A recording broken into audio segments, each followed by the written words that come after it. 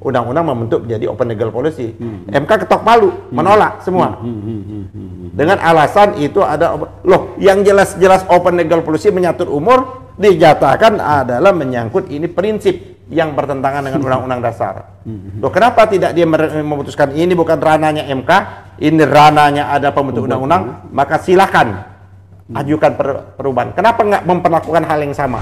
Sinyalemen Pak Punto itu bukan sinyalemen kosong, bukan apa fantasinya dia, bukan. Dia sudah melihat, jangan-jangan sudah ada tanda-tanda dan indikasi itu, maka dia memberikan peringatan keras. Jadi menurut saya sudahlah, dan kita minta kepada Pak Jokowi kan sudah tidak ada ruang lagi lah dia untuk menambah jabatannya, sudah nggak ada ruang. Cobalah dari masa-masa akhirnya ini ya kan, memberikan legasi yang bagus. Sudah Pak Jokowi urusin aja masa beberapa tahun ya, selesaikanlah program-program yang belum selesai.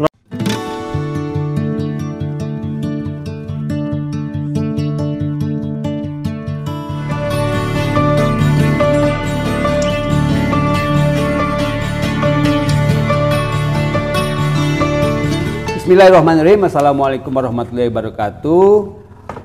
Pemirsa Masumi TV dimanapun berada, dari Sabang sampai Merauke, di mancanegara, ya, para rekan-rekan diaspora seluruh dunia, kita jumpa lagi dalam acara yang sangat menarik di Masumi TV. Pada hari ini, sore hari ini kita menampilkan Ketua Umum Partai Masumi, ya, Bapak Dr. Ahmad Yani SHMH.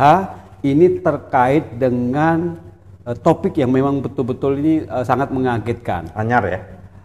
MK, Mahkamah Konstitusi dalam hal ini memutuskan akan memperpanjang masa jabatan komisioner KPK. Padahal ya, menurut informasi sebetulnya pada bulan-bulan Juni nanti nih, berapa hari lagi harus sudah dibentuk tim sel untuk KPK. Harusnya ya, jadwal yang sewajarnya, senormalnya gitu. Tapi justru MK ini sudah memutuskan akan memperpanjang masa jabatan KPK. Ini tentunya nggak jauh dari nuansa-nuansa politis di belakang keputusan MK ini. Artinya tinggal nanti presiden itu mengeluarkan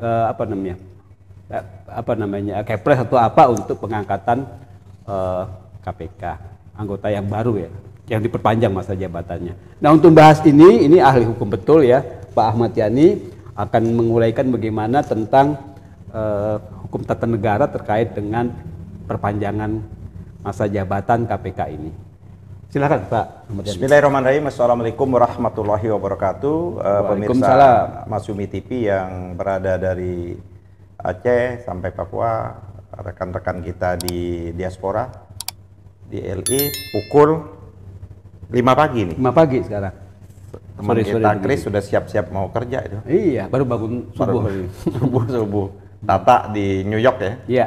New York dengan DC, terus siapa yang di Swedia. Berlin, Swedia sama Berlin. Nina, ada Pak namanya tuh, iya. ada ibu-ibu kita tuh progresif ya. Iya. Di Leiden, anak-anak teman kita mahasiswa di Leiden, terus di kawasan Arab ya, Spring Arab, Timur Tengah, harus kita sapa terus, sebab kalau nggak disebut WA dia, kok kami nggak disapa seperti itu. Yang orang kita ini kan harus menyapa. Betul. Terus kawasan Asia dan ASEAN tentunya yang setia mengikuti siaran TV Masumi ini. Dan terima kasih sekali lagi juga yang memberikan masukan sana sini, kritik dan lain sebagainya. Terima kasih, itu menjadi pemicu dari kawan-kawan yang mengelola Partai Masumi TV ini, Pak Ahmad Eri dan kawan-kawan. Topik hari ini memang cukup menarik, saya kira. Ada dua hal yang menurut saya menarik. Yang pertama yang mengajukan gugatan, ya kan. Yang kedua adalah Mahkamah Konstitusi, tiga malah. Yang pertama yang mengajukan gugatan, legal standingnya, Mahkamah Konstitusi, dan isi putusannya. Oke. Gitu. Yang mengajukan gugatan ini kan salah seorang komisioner KPK, si Gupron kalau tidak salah. Kalau tidak salah saya kutip Gupron ya. Nurul Gupron. Ya? Nurul Gupron ini kalau tidak salah latar belakangnya dari akademisi yang dari Malang waktu itu. Nah, memang sudah hampir berakhir paket mereka ini. Memang kepimpinan KPK itu berdasarkan undang-undang yang lama itu memang periodisasinya 4 tahun. Dan kalau memang kita 4 tahun memang akan berakhir dalam beberapa bulan ke depan seperti itu. Dan 6 bulan memang sebelum berakhir itu berdasarkan undang-undang juga, maka presiden tentunya harus membuat panitia seleksi untuk mempersiapkan untuk penyeleksian mereka-mereka yang ingin Maju, mengabdi dirinya di Komisi Pemberantasan Korupsi seperti itu. Nah, tapi kita juga tidak tahu kapan gugatan ini dimajukan, ya kan? Ini sebuah tahu-tahu sudah ada putusan aja. Seperti direkayasa. Ya, sudah ada putusan, maka Mahkamah Konstitusi memperpanjang. Jadi masa durasi waktunya 4 tahun menjadi 5 tahun. Dan alasannya menurut saya nggak kurang tepat lah, atau alasannya dianggap saya mengada-ngada lah ya. Karena azasnya tidak adil, ya kan? Masa jabatan lembaga negara yang lainnya 5 tahun, kenapa KPK 4 tahun? Persoalannya adalah apakah pandangan dan pendapatnya Mahkamah Konstitusi itu masuk dalam mandat yang diberikan oleh Undang-Undang Dasar. Itu yang menarik. Itu yang pertama. Saya ingin yang pertama dulu, si Gufron yang mengajukan. Saya kira Pak Gufron ini sebelum mengajukan dia sadar betul dan dia pasti membaca. Tidak mungkin orang maju mau menjadi komisioner KPK tidak membaca undang-undang tentang Komisi Pemberantasan Korupsi. Dan dia paham betul masa jabatan dia itu, ya kan, 4 tahun, bukan 5 tahun, bukan 3 tahun, 2 tahun. Artinya tak kala dia mendaftarkan diri, masuk dari panitia seleksi, lolos panitia seleksi, masuk ke DPR, dia betul-betul sudah memahami dan betul sudah kontrak itu 4 tahun, bukan 5 tahun. Ya kan, dengan kesadaran penuh seperti itu. Tapi kok sekonyong-konyong dia mengajukan gugatan ini, menurut saya ada persoalan di personalnya sendiri. Persoalannya ditanya motif apa yang sesungguhnya yang dia inginkan. Apa dua, motif negatif atau motif positif? Ya kan? Kalau motifnya positif, dia harus ada indikasi-indikasi. Kalau motifnya negatif kan harus ada indikasi-indikasi. Dan selama 4 tahun ini apa sih yang telah dilakukan oleh komisioner KPK ini? Justru banyak masalah yang ada di dalam Komisi Pemberantasan Korupsi sendiri. Sama-sama kita ketahui kan seperti itu. Dan itu sesungguhnya ada masalah di Komisi Pemberantasan Korupsi, tidak bisa kita salahkan kepada deputi ke bawah, nggak bisa. Komisionernya. Komisioner, karena komisioner itu chip, apalagi komisioner ini bersifat kolektif, kolegial. Pimpinannya kolektif. Dan saya itu kan 2 kali atau 3 kali milih pimpinan Komisi Pemberantasan Korupsi itu. Itu yang selalu saya tanyakan juga kepada mereka. Satu, apakah mereka ini betul-betul ingin bersemangat pemberantasan korupsi dengan model apa seperti itu? Dia tahu nggak bahwa durasi waktunya 4 tahun? Dia tahu nggak ada konsekuensi logis seperti itu? Orangnya mau menjadi komisioner pemberantasan korupsi ini kan mereka sudah menjelmahkan dirinya setengah dari malaikat lah seperti itu. Mereka harus steril, nggak boleh berhubungan dan tidak boleh komunikasi. Antisosial. Ya, dan itu pilihan yang harus dipilih kan berdasarkan undang-undang seperti itu.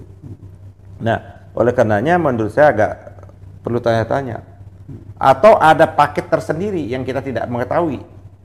Karena banyak sekali laporan, ya kan? Laporan ke komisioner ke Komisi Pemberantasan Korupsi nggak jalan. Nggak jalan sama sekali itu. Saya melaporkan aja beberapa kasus besar. Nggak di follow up. Nggak, kasus PCR kita laporkan, ya kan? Terus Pak Marwan Batubara yang spesialis melaporkan Ahok, ya kan, banyak sekali laporan-laporan, ya kan. Terus Ubedillah Badrun, ya kan, ini kan ke jantung-jantung semua itu. Betul. Dan laporan kita dulu ada menyangkut proyek reklamasi, menyangkut proyek kereta cepat dan sebagainya, seperti itu. Nah, asumsinya kalau nanti ada komisioner baru, ya kan, ditakutkan jangan-jangan ini kita menduga-duga kan, tidak menduduh. Jangan-jangan kasus laporan-laporan yang sekarang ini mengendap, ya mangkrak kalau bahasa, bisa lanjut. Jadi daripada itu mendingan setahun ini amankan dulu. Itu pertama, asumsi yang pertama. Nah, asumsi kedua, anggap positif. Kita kan nggak boleh suzon. Apa positifnya?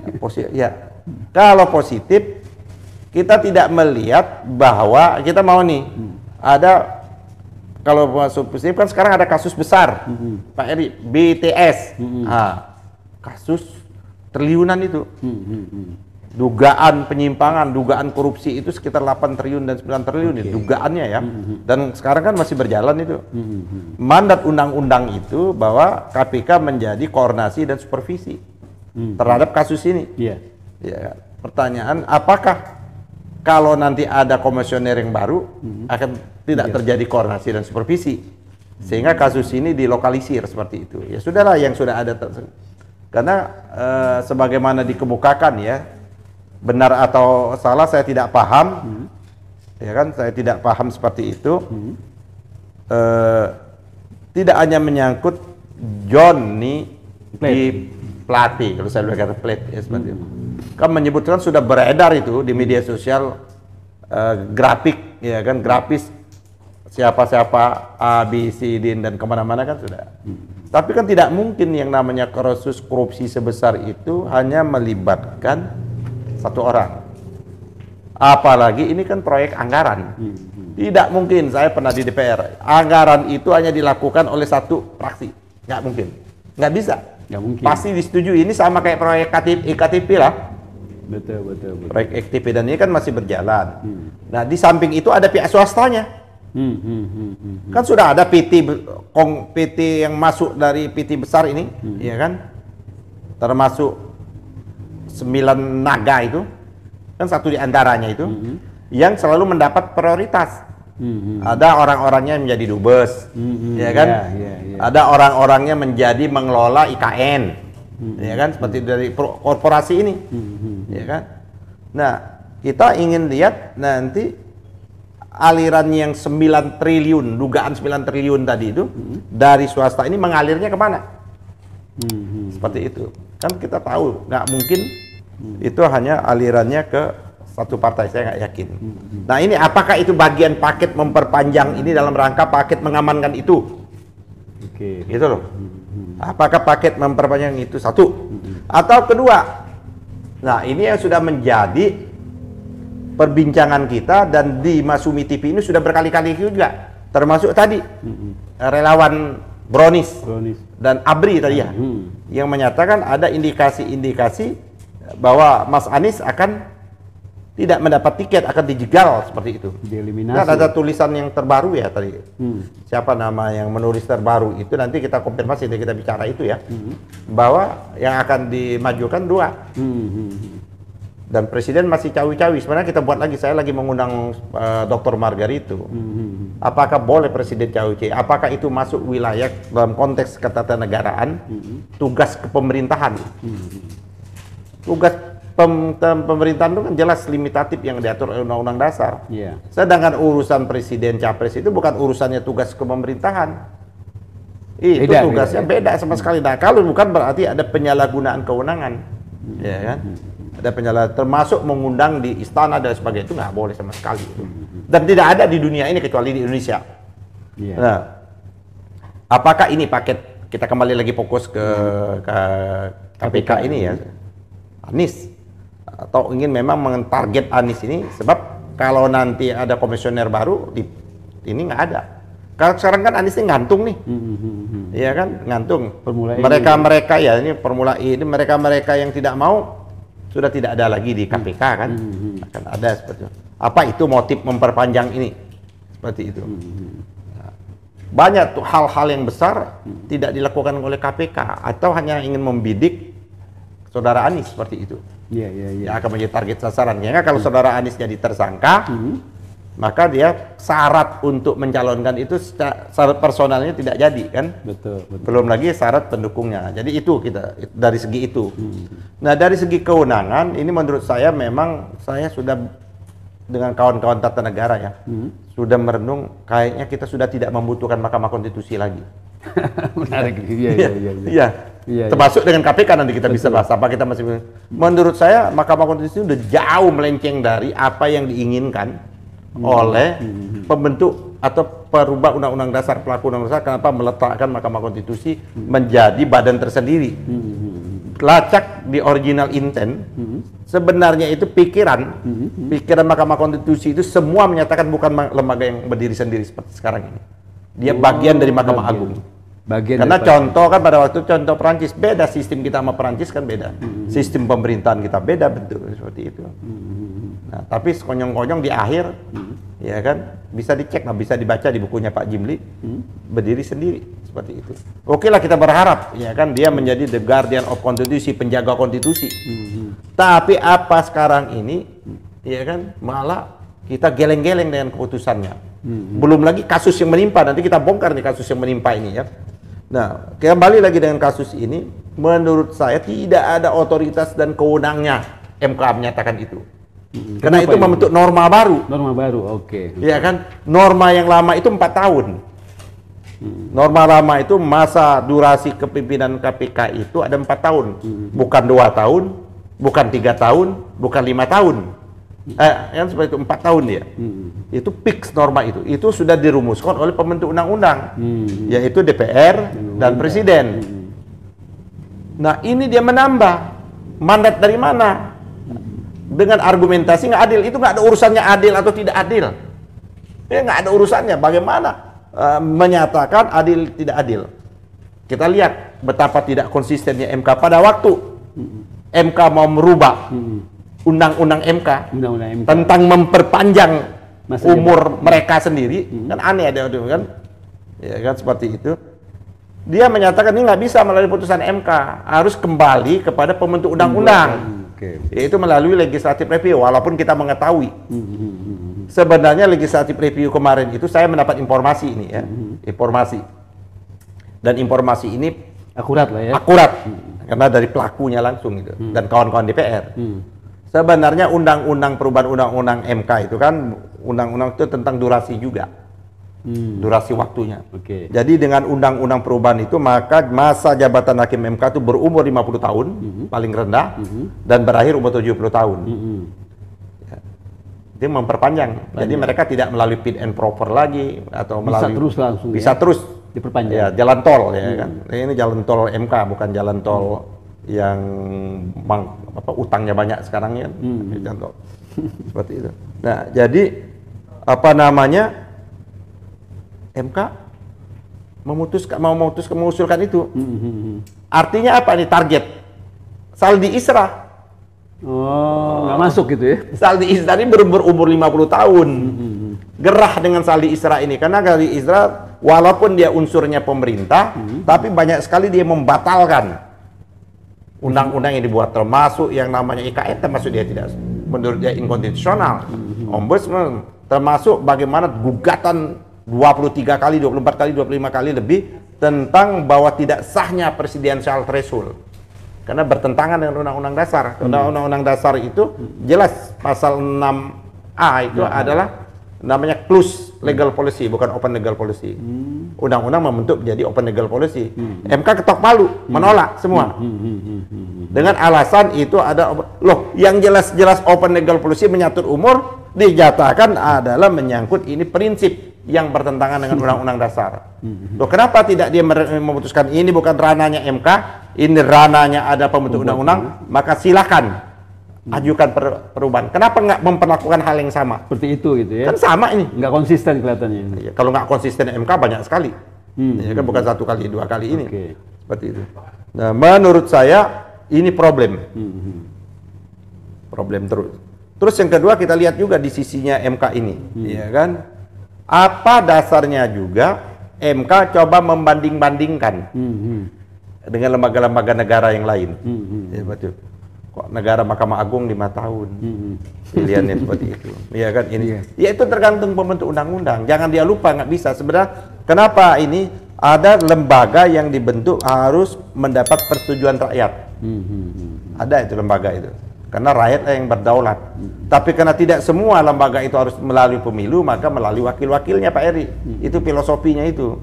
Kalau nggak maka durasi waktunya 5 tahun mengikuti. Iya, kalau nggak konsisten seperti itu dan juga tidak fair gitu ya, karena di undang-undang berbeda dia sikapnya berbeda. Gitu kan. Nah, maksudnya kenapa nggak dibubarkan aja MK itu menarik? Saya udah menyatakan, menurut saya perlu kita betul sekarang ini sudah saatnya mengevaluasi total MK. Menurut saya ya, evaluasi itu banyak sekali hal-hal yang menurut saya keanehan-keanehan. Terlalu politisasi. Belum lagi bagaimana hakim-hakim MK bisa membiarkan anggotanya digusur, istilahnya, atau digusur apa-apa. Tidak ada pembelaan gitu ya? Nggak ada, bayangin. Ternyata saya dapat informasi yang A1, memang ini bagian dari orkestra skenario itu. Artinya rezim nih ya? Penggantiannya Aswanto. Iya. Karena Aswanto ini adalah gini. Karena yang saya dengar, gini Pak Ma'eri ya, mudah-mudahan ini kalau memang kawan-kawan MK mau klarifikasi silakan saja. Ini informasi yang saya dengar itu, durasi pimpinan ketua MK itu sudah disepakati periode yang lalu, itu hanya 1 periode. Oke. Ya kan, 1 periode. Karena mereka memilih, itu kan ada lembaga negara, pimpinannya langsung dipilih oleh DPR, ada diserahkan kepada lembaga negara yang bersangkutan. Iya. Termasuk MK dipilih oleh hakim MK 9 orang, dan itu sudah menjadi tradisi. Mereka sudah 1 kali, maka untuk berikutnya orang lain. Jimli dulu, dia periode pertama, dia masih ngotot mau, nggak bisa. Satu periode. Mahfud. Begitu juga Mahfud. Akil Mukhtar, walaupun dia kasus. Hamdan Zulfa, ya kan, jelas begitu. Nah ini ketua yang baru, ketua ini Pak Anwar Usman ya? Iya, Anwar Usman. Anwar Usman ini masih ngotot mau masih 2 periode. Gitu loh Pak Eri. Masih 2 periode, ini dianggap. Nah saya dengar informasi, ini di rapat pada waktu mau menentukan, Pak Anwar Usman itu malah oleh beberapa atau oleh salah seorang anggota hakim MK itu, Pak Anwar nggak boleh ikut.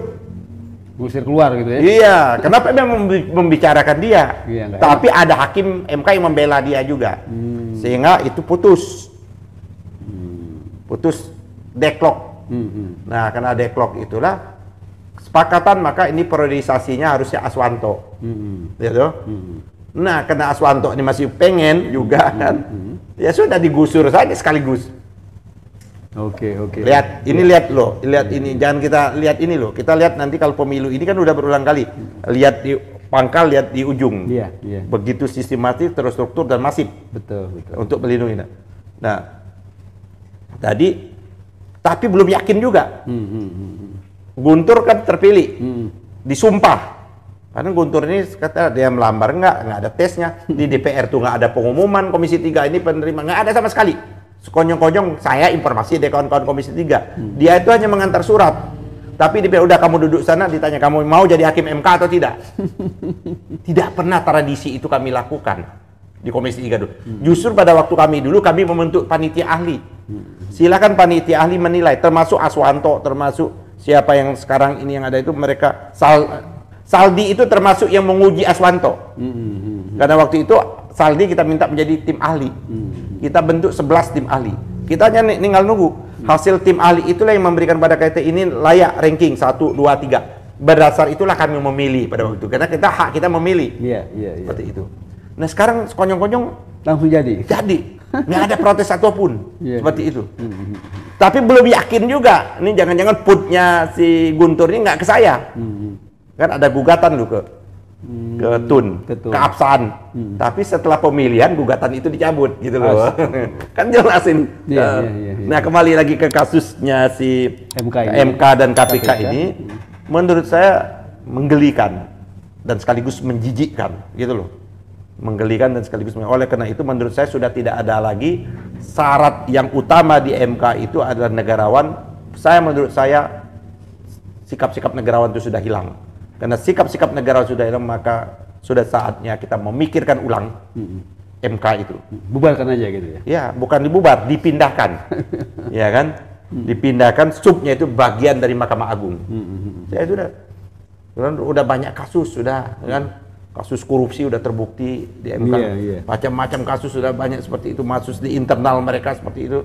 Dan apalagi seperti ini. Jangan-jangan, ini kita jangan mau menuduh. Di awal mulai proses yang kita membuat gerakan politik GMPG, gerakan melawan political genocide yang kita bentuk, karena kita lihat bahwa pemilu ini sudah melangkah curang itu mulai dari awal, dari penyusunan undang-undang sampai tahapan PKPU itu kan sudah kita lakukan semua, tahapan pelaksanaan, ya. Dan sayangnya yang seharusnya mengawasi lembaga KPU ini, Bawaslu dan DKPP bagian dari orkestra itu. Maka justru yang dianggap melanggar tidak diberhentikan kan? Iya. Oke. Pak Heri, ujung dari pemilu ini kemana? MK. Ujungnya kan ke MK kan? Betul. Ujungnya ke MK. Oke. Jadi pemirsa Masumi TV, ini menarik sekali tadi uraian dari Ketua Umum tentang bagaimana sikap MK terhadap perpanjangan masa jabatan KPK. Menurut saya sikap perpanjangan itu inkonstitusional. Bertentangan dengan Undang-Undang Dasar. Betul. Dan banyak sekali yang sudah dilakukan. Betul. Kalau nggak rubah aja namanya MK itu jadi lembaga pembentuk norma. Dia nggak ada mandat bentuk norma. Dia apa dasarnya membentuk norma itu loh. Jadi amburadul ini ketatanegaraan kita kalau sudah seperti ini gitu. 10 tahun ini sangat amburadul. Sangat amburadul. Jadi kalau misalnya kita betul-betul menyikapi soal ini, memang harus betul-betul ekstra hati-hati keberadaan MK. Kalau seperti sekarang ini, kalau tadi ujung daripada proses pemilu ini ujungnya di MK, ya dari TPS sampai ke MK, nah itu kecurangan demi kecurangan bisa terjadi dan sudah direkayasa sedemikian rupa. Nah mungkin bagaimana nih Ketua Umum untuk menyampaikan ke saya kan belum melihat loh aware-nya partai politik. Nah itu dia yang sampai sekarang nanti teriak-teriak di ujung, nggak ada guna kalau teriak-teriak di ujung itu. Iya Pak Heri. Kita udah pengalaman mulai 2014, 2004, 2009, 2014, 2019 kan sudah berdarah-darah. Betul. Gitu loh. Apalagi partnernya Mas Heri nanti. Kita kan maunya kotak suara tuh transparan, ya kan? Yang kayak apa? Mika dari itu ya kan? Jangan sampai nanti kayak kardus lagi. Iya. Gimana seperti itu kalau kayak kardus? 700 orang meninggal. 700 apa 800? Lebih dari 9 orang meninggal di depan Bawaslu. Itu kan kita bagian dari yang itu pada waktu itu. Betul. Apa kita mau mengulangi lagi sekarang ini? Nah, oleh karena itu kan ujungnya bolehlah ini yang terjadi kejahatan atau kecurangan. Kita berharaplah lembaga peradilan yang menjadi wakilnya Tuhan untuk mengadil. Jangan suka tercoreng. Nah, kalau sekarang sudah mulai mukanya sudah tercoreng, mau apa yang bisa kita harapkan? Saya takut kalau kayak gini, Mas Heri. Kemarahan rakyat ini tidak bisa ditahan. Jangan menganggap bahwa rakyat diam terus janganlah. Ya kan? Ini maka merusak betul. Letupan ini saya sudah mendengar loh. Dan saya terima kasih juga ya, kita dorong juga TNI. Pak Kunto kan sudah mau wanti-wanti. Saya kira sudah masuk kita sudah bahas. Sinyalemen Pak Kunto itu bukan sinyalemen kosong. Bukan fantasinya dia, bukan. Dia sudah melihat, jangan-jangan sudah ada tanda-tanda dan indikasi itu, maka dia memberikan peringatan keras. Jadi menurut saya sudahlah, dan kita minta kepada Pak Jokowi kan sudah tidak ada ruang lagi lah dia untuk menambah jabatannya. Sudah nggak ada ruang. Cobalah dari masa-masa akhirnya ini ya kan, memberikan legasi yang bagus. Sudah Pak Jokowi urusin aja masa beberapa tahun ya, selesaikanlah program-program yang belum selesai. Nggak usah ikut cawi-cawi. Mau mengatur pertemuan koalisi sana, koalisi sini, atur sana, atur sini. Udahlah, itu bukan kewenangan presiden. Masalahnya kan untuk menyelamatkan diri setelah lengser. Atau itu apa yang dikemukakan Mas Eros. Kita kutip aja nih. Mas Eros mengatakan apa itu kena takut. Takut ada kasus kereta cepat. Ya takut kasus PCR. Takut kasus IKN. Kasus banyak kasus. Belum lagi kalau ke DKI ini kan gara-gara KPK juga tidak pernah mengusutnya. Dari pimpinan KPK yang dulu. Iya, betul. Saya kalau menyatakan jangan mereka teriak-teriak sekarang.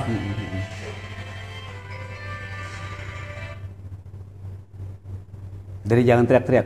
Ya, jangan saya teriak-teriak undang luar. Mas Bambang. Semacam novel. Kasus awal di DKI itu nggak pernah ditindaklanjuti. Hanya Kejaksaan Agung aja. Pengadaan bis. Iya. Ahok ya. Iya, zaman itu dong bisnya mangkrak. Kita dapat informasi, ya kan? Ada yang tidak mau ke Cina, tapi dipaksa Cina seperti itu. Terus siapa pengusahanya pada waktu itu? Betul. Itu kasus yang itu, belum kasus yang lain-lain tadi yang melibatkan kasus BTS ini. Kabar-kabar burungnya. Ini kabar-kabar burungnya apa? Sudah masuk di media. Ini ada keterikatan, ada keterlibatan orang dekat istana gitu loh. Tinggi, iya. Bukan hanya orang dekat, keluarga dekat istana seperti itu loh. Iya, iya. Melalui korporasi. Yang korporasi yang saya sebut tadi. Iya. Dan ini saya yakin kalau tidak di stop dan KPK tidak ikut campur, ini akan berjalan terus menerus. Jangan-jangan ini dalam rangka dana pilpres. Bisa jadi. Kita heran juga ya Pak Eri, ya, di Republik ini setiap mau pilpres itu ada kasus besar yang muncul. Iya, ya? iya. Ya kan? Kasus 2009 kasus Bank Senturi. Ya kan? 2014 iktp muncul. Betul. 2019 ada kasus apa yang besar waktu itu? Banyak. Iya. Belum lagi yang fiktif-fiktif. Saya nggak tahu kabarnya, nanti kita coba aja kita katanya proyek yang apa, food estate. Food estate Kan nggak kedengaran tuh sampai sekarang ini. Terbengkalai. Mananya, proyeknya berapa nilainya dan lain sebagainya. Jadi begitu banyak betul tindak pidana korupsi yang terjadi dan bukan kita menyatakan. Orang lingkar istana, orang dekatnya presiden, orang kedua pada presiden yang menyatakan korupsi sudah begitu parah. Pak Mahfud. Ya. Udara naik kucu ada korupsi. Dan sekarang terbukti semua apa yang dikemukakan oleh Pak Mahfud. Nah, sekarang tinggal institusi penegak hukumnya. Nah, mungkin ketakutan tadi dari ya kan kalau nggak ada salah kenapa udah cukup selesai, apalagi anaknya sudah minta ya sudah Mbok. Bapak sudah capek mau balik ke Solo ya kan. Ya. Ini dong. Ini tetap saja mengumpulkan ketemu di tempat apa relawan dan sebagainya. Di kantong saya masih ada ini. Sampai sekarang di kantongnya nggak jelas tuh duit yang katanya berapa ratus triliun apa beribu triliun kemarin tuh. Jelas. Jadi menurut saya sudahlah kita minta kepada Pak Jokowi nggak usah cawi-cawi lagi lah. Oke. Ya kan. Dan KPK malu. Kalau saya Pak Heri, walaupun itu sudah disahkan oleh MK, kalau pimpinan KPK, komisioner KPK dia mundurkan diri. Harusnya ya. Ngapain dia menikmatin lagi itu nggak sah kok. Betul lah ketok palu tapi tidak sah dan tidak sesuai dengan komitmen mereka. Pada waktu mereka tes kan 4 tahun. Sudah termasuk sahabat saya Firly itu kan sahabat saya teman-teman. Mbok ya sudah enough cukup lah seperti 4 tahun ya. Sesuai dengan jatahnya begitu. Jatahnya 4 tahun kalau mau lamar lagi. Iya kan seperti itu. Atau rubah undang-undangnya melalui DPR. Ini kan jelas nafsu kekuasaan masih Gufron yang memajukan ini dan saya yakin apa yang dimajukan Gufron ini tidak mungkin langkah dia sendiri. Bukan sendiri itu Kan sama-sama itu. Jangan-jangan sudah menjadi kolegial bersama. Gitu. Betul. Oke Pak Ahmad Yani, terima kasih. Kita akhiri bincang-bincang kita tadi sudah banyak sekali informasi yang menarik. Jadi tentunya pemirsa Masumi TV akan like, kemudian share, komen dan subscribe acara kita ini. Terima kasih. Billahi taufik. Wassalamualaikum warahmatullahi wabarakatuh. Waalaikumsalam warahmatullahi wabarakatuh.